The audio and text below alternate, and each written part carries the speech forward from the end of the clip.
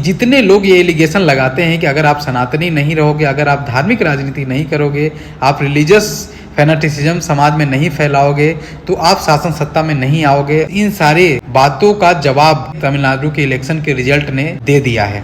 तमिलनाडु के इलेक्शन में विजय थालापति ने 100 से ज्यादा सीटें जीतकर ये साबित कर दी कि इलेक्शन सिर्फ जात पात के नाम पर नहीं लड़ी जाती। सुनिए। The fundamental strength of politics is uncompromising principles and ideologies. Periyar's social justice, Kamaraj's honest administration, Ambedkar's equal justice and equal opportunity, Velu Nachiyar's social inclusivity and communal harmony, Anjali Ammal's fighting for water resources were the reasons for choosing them as our party's ideologues and policy leaders. I would like to mention here with pride that we are the first political party to declare two historic women icons who are India's freedom fighters from Tamil Nadu as our party's ideologues and policy leaders. जो अपनी party का theme रखा था, इनकी विचारों पे जो ideology थी उनकी, वो अम्बेडकर और पेरियार की आइडियोलॉजी के अकॉर्डिंग उन्होंने अपनी पार्टी बनाई थी, जिसकी वजह से इनको जीत मिली। ये बहुत बड़ा रीजन साबित हो सकता है, ये बहुत बड़ा रीजन है।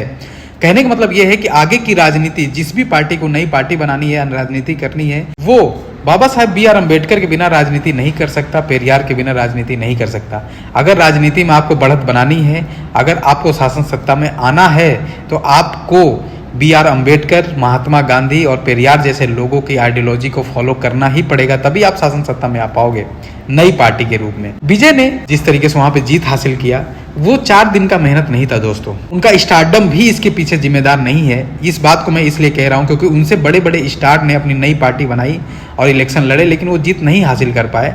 इसलिए मैं इस बात को कह रहा हूं, 2 साल के अंदर पार्टी बनाकर इतनी बड़ी बढ़त जीत हासिल करना ये पॉसिबल नहीं है।